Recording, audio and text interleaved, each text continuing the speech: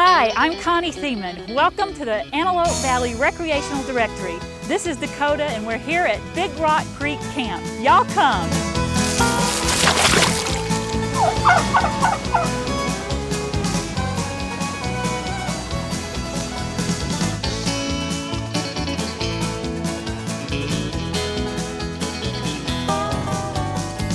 Consarn, there he is, the Blackfoot Arapaho, right there.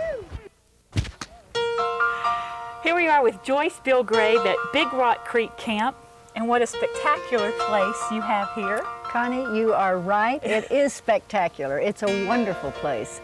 There are some of us, in fact, who think this is the most beautiful place in Antelope Valley, and we're very prejudiced, but it is certainly one of the primo places. And you can say that after how many years have you? Oh, golly, let's see. We came in '81, which is 13 years ago this month. That's a long time, my gosh. And then we opened it. Jane and Jim Seeds and Wilma and Dick Odell, who are local here. Dick's a local, one of the MD here in the valley, got together and thought that this was exactly the kind of place that should be preserved for folks to come up and do just what you've been doing up here. And so we cleaned up and played around for 2 or 3 years and finally opened it in '84. Oh, and it's right in the middle of the Angeles Forest. Right in the middle of Angeles National Forest in the San Gabriel Mountains in this charming little village of Vallermo. Now, about some of the sleeping arrangements here, you can really get back to American history. I was wondering how you were going to say American what. We came to this little town of Vallermo, which is a lovely little jewel here tucked away in the Antelope Valley. It was really cute. We came across country and we came across through Victorville, Victorville, across the desert, and my husband Bob, who was from the East Coast, kept looking more and more depressed because there was no trees and there's a desert beauty, but it is a different beauty than the East Coast. And finally, when we started up this canyon, Big Rock Creek Canyon, he perked up a little bit and the trees started and the water started. And then as we drove into this lovely, lovely area here, we both were able to sort of heave a sigh and relax a little bit and think that this exquisite little jewel of an oasis set back up here in the mountains was really quite a remarkable asset to have in this valley, yeah. And then we came in and we saw all of this here. The teepees were here, the little cottages were here, this lovely swimming pool that we have. A lot of this was here. And there was a wonderful Christian man named Gunnar Payne that had put what's here back in the 70s. And this was run as a Christian campground until the late 70s, and it closed. And then we saw it in the '79 and '80, and small partnership bought it and wanted to continue having this for the people of Antelope Valley, indeed the people of Southern California, to come to this because it's unique and exciting and wonderful and all those good positive kind of things it is. What would you say your 9-to-5 job is? I would laugh. Anybody that has been in business for themselves know that there's not such a thing as 9 to 5. No, I can. And anybody that's been connected with camping know that you start early in the morning and you end late at night and you go 7 days a week. It's a lot of hard work. Most of it is really fun, and part of it is, I have found through my lifetime, that if you combine the things you love with and are lucky enough to get paid for doing these things. My husband Bob was a ball player, and he used to say, can you imagine getting paid to play ball? Of course, we could comment on ball playing right now, which we won't do it. But coming from an educational background, to be able to do the outdoor science education that we do, and to be able to have these people come up, and people want to come, they're happy when they're here, they have a good time, and so that high energy of positiveness that sort of surrounds the place, it's a wonderful place to live and to work. And the instructors here that teach are professionals, right? Yeah, they certainly are. We do, as I mentioned, we do outdoor science education, which is a real big deal. A lot of the local schools send their 5th, 6th graders to science camp here. And then we have a lot of little kids come for one-day science things. And our teachers, Mary Lou McKenzie, who's been Valley long time here in Antelope Valley. Her husband Bill is over at the Valley Press. She's a geologist, has a master's in geology, is one of the directors of our program. Jane Seeds, who's a Master of Ed from New York State, is the director of our program. And then David Dyer, this wonderful entomologist, retired from Wrightwood, is one of our teachers. Mountain Man Grizz Brown is one of our teachers and our Indian expert. So we've been able to gather an outstanding staff of people for that program. And it's really good. It's rated as one of the top programs in Southern California for outdoor ed, and we're proud of that. Big Rock Creek Camp has an outstanding staff of highly trained outdoor specialists, all eager to share their knowledge, experience, and love of the natural sciences with you. Outdoor science classes give a hands-on introduction to the reptiles and mammals of the desert and mountains. Why, there's even a petting zoo for kids and adults alike, all to acquaint themselves with the wildlife of Big Rock Creek Camp. Do you know what our state reptile is? Desert tortoise. The desert tortoise. The desert tortoise is our state reptile, and he's right now on the endangered species list and fast losing ground, so we need to take care of them, make sure they have enough habitat to live in so that we aren't in danger of losing our state reptile the same way we did our state mammal. We have large areas of the desert that we're trying to set aside just for protection of these animals. They do eat greens. They love to come out in the spring and eat wildflowers. But we don't have lots of green on the desert for them to eat, so they need lots of land to roam in to find enough food to eat.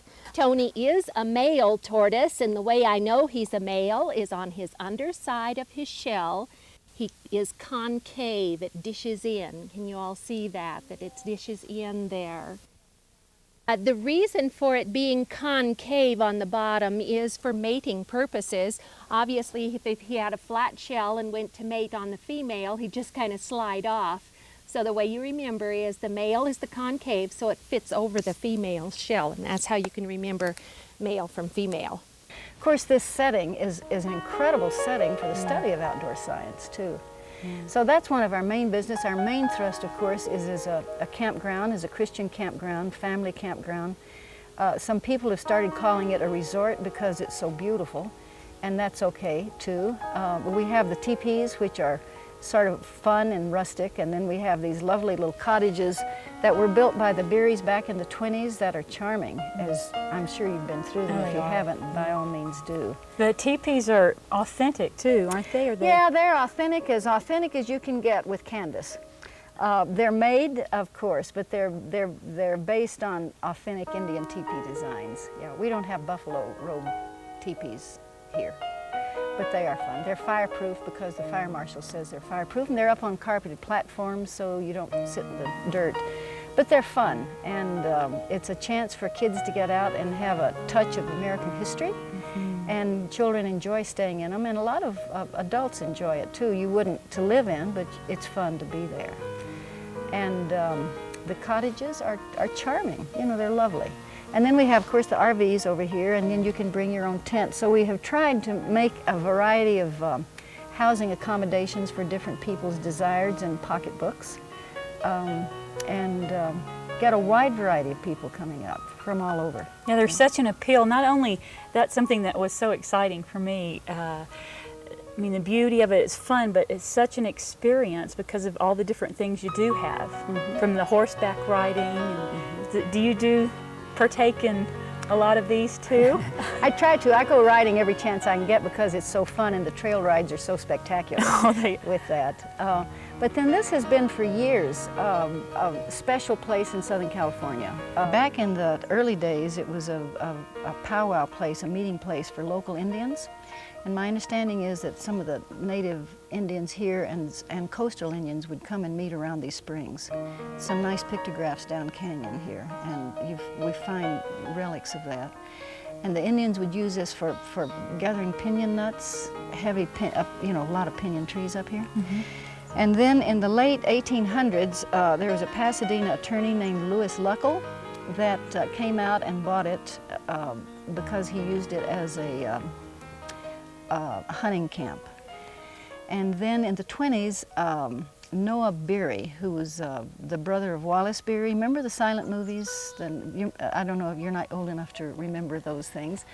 But anyhow, Noah Beery came out, and it was very fashionable back in the 20s for wealthy people, actually on both sides of the nation, to come to real boondocky areas and buy up and make a club or a resort for wealthy people.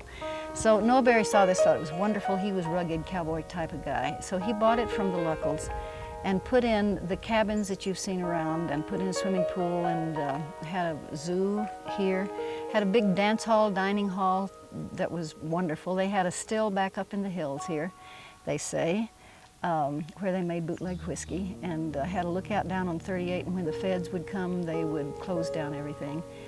And so it was a real roaring 20 place, and many of your silent movie stars, Mary Pickford and Gloria Swanson and Douglas Fairbanks Jr., those guys. Right, I know. Came here, and they had fireplaces, and they would put their handprints on and do their names. I'm sorry that was torn down before we came. I'd love to have it. But they had it and put in an extensive trout hatchery using the springs water here. And I understand carried 1,500 pounds of trout twice weekly into Hollywood and sold it down in the restaurants there. But it was a real live, jiving place back in the 20s, and then the Depression hit and the flood hit and financial troubles, and Wallace Beery, I understand, got a little tired of bankrolling it, and so they went into bankruptcy, but they returned this to Mr. Luckel before the bankruptcy court took it over. So then it was in his family. He had one heir. Now you'll love this, Connie. It was a girl named Adelaide Pettyjohn. Now isn't that straight out of a novel? So the fair Adelaide thought this was a totally uncivilized place and would never come up here. And in the 60s, she finally said to her nephew, who was a big, rugged, wonderful Christian man, he was a Quaker, named Gunner Payne, said, "Gunner, do something with the mountain property." So Gunner got a group of his friends, business friends, and they came and put in a lot of what you see here now. The teepee area, this marvelous pool area, tennis courts, revamped all of that. And so he ran it as a campground until about 70, I don't know, 8 or 9. And then we came out in 81 and have been here since then. Took over, and it's been such an absolute joyful thing to be here. It's a nice place. It's a happy place. Some of your background, so you were a school teacher?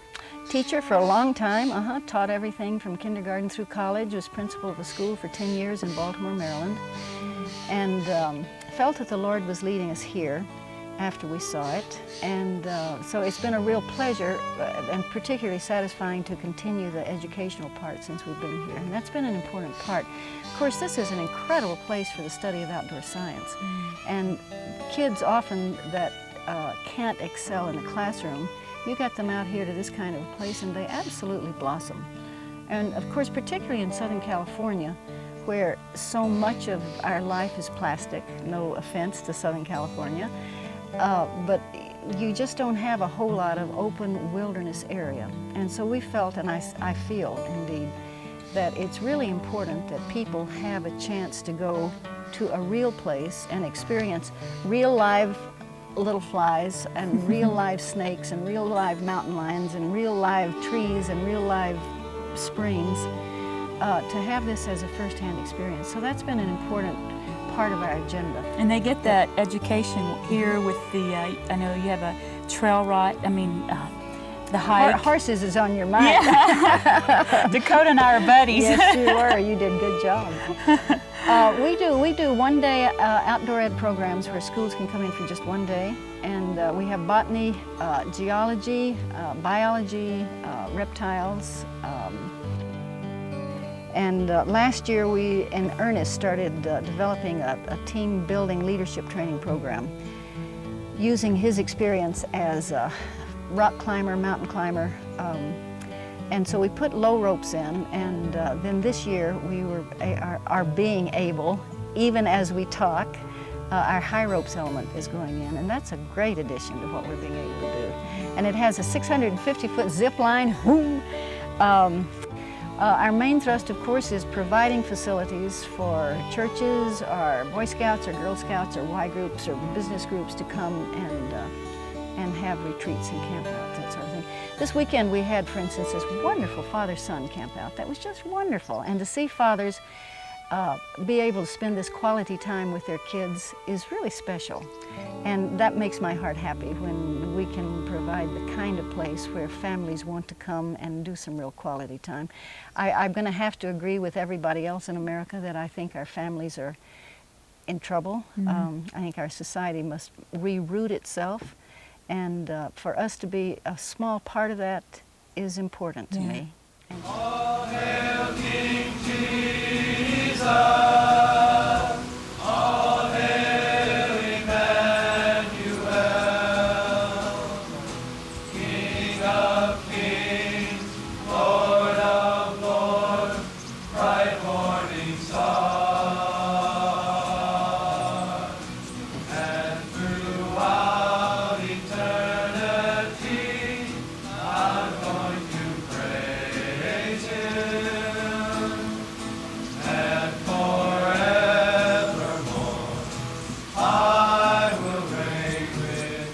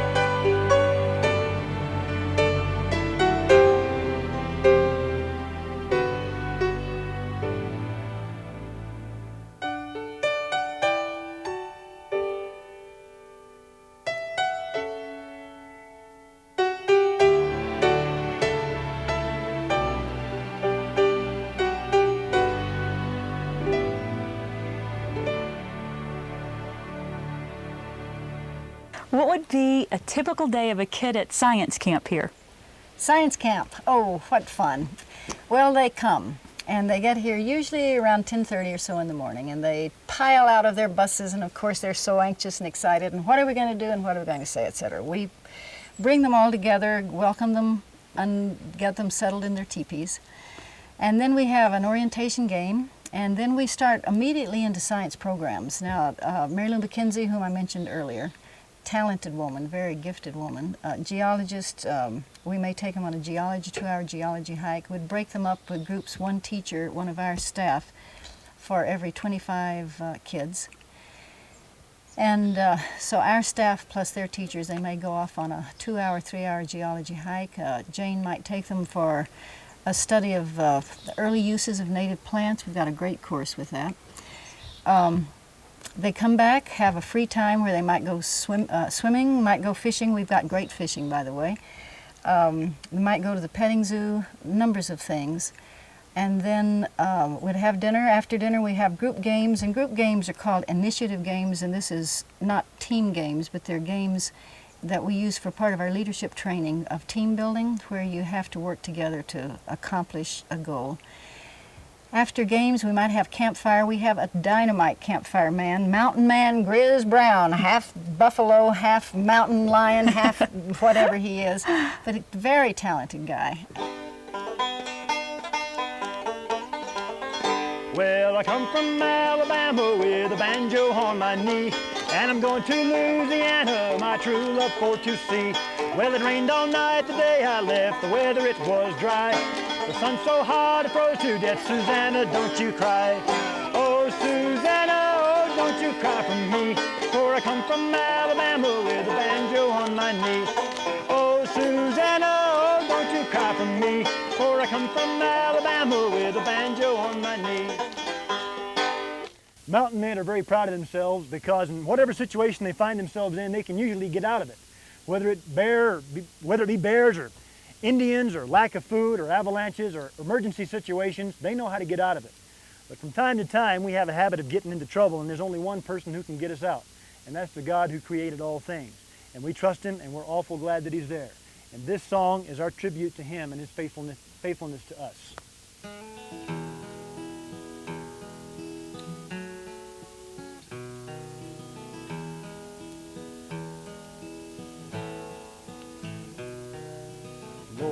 Lord, help me walk another mile, just one more mile.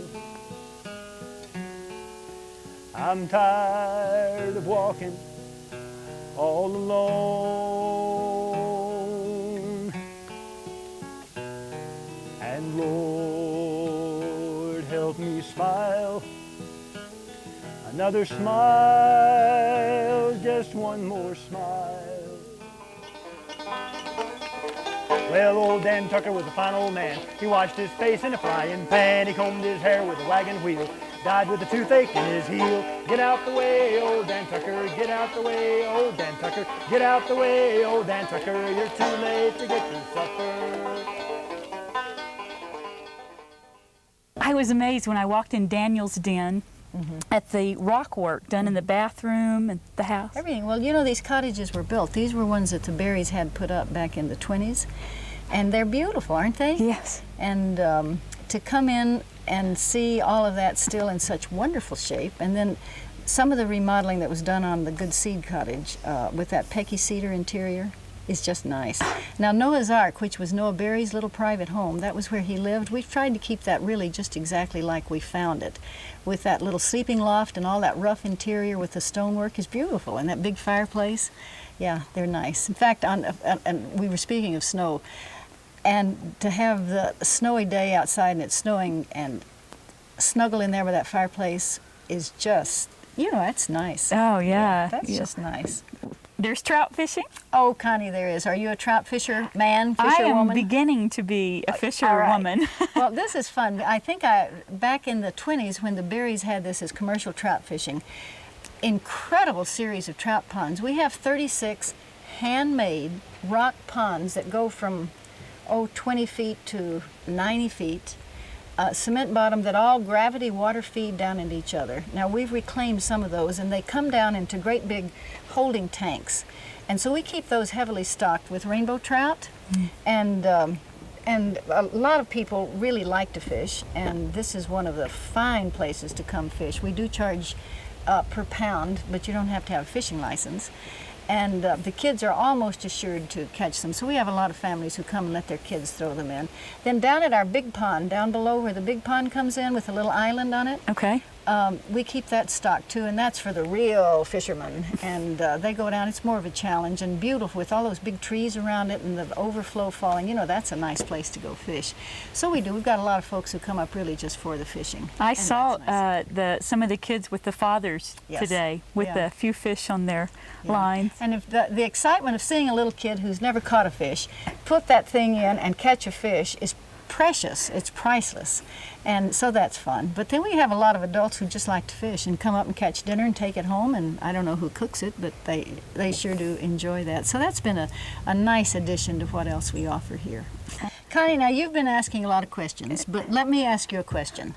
Now you came out here and you were going trail riding and you jumped on those horses. Now are you a horse lady? I am not a horse lady. Okay, so you were brave enough to come get on one of these animals, not being on. Tell me about it. What was it like? It was my third time to be on a horse, and I Right. must say it was the most confident I have had being on a horse. It must be something about this place that really builds your confidence.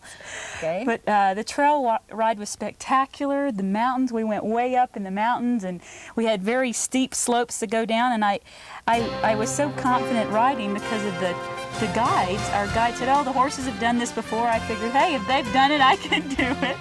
And it was just gorgeous. What a way to see. Did you go across the creek? We did. And We walked you across the water. You didn't fall off or anything? going Didn't across fall the water. off. You One of the stayed on? horses jumped across the creek. That was a a little scary, I think, for one of the girls, but really just loved it. Did you all have kids on your rides, or were they all adults? No, they were adults. Okay. They were adults. So you had one of those sunset trail rides, didn't you? You came back and had steak barbecue afterwards. Oh boy! So that was fun. Dinner was great too. We had steak and potatoes and salad and the whole 9 yards, and a beautiful fire. It was I just couldn't get over the night last night. It was a grand way to end the evening.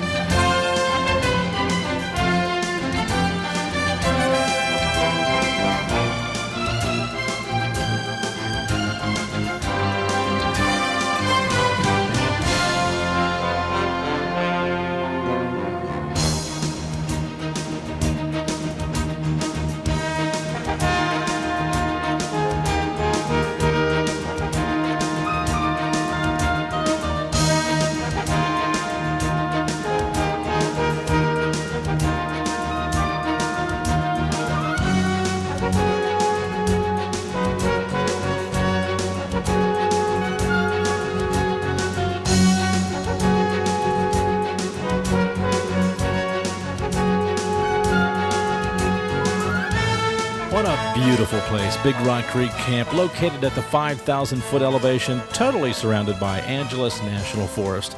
It's an area known as Paradise Springs, through which Big Rock Creek flows.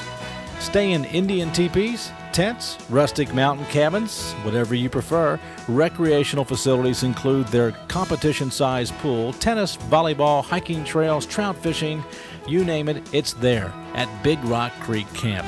For further information and reservations, call Big Rock Creek Camp, 805-944-9005. That's 805-944-9005.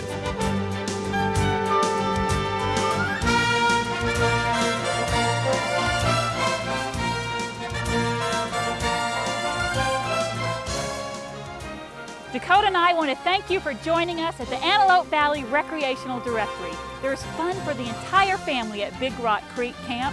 There's a petting zoo, trail rides, and even teepees to sleep in. Y'all come. Yeehaw!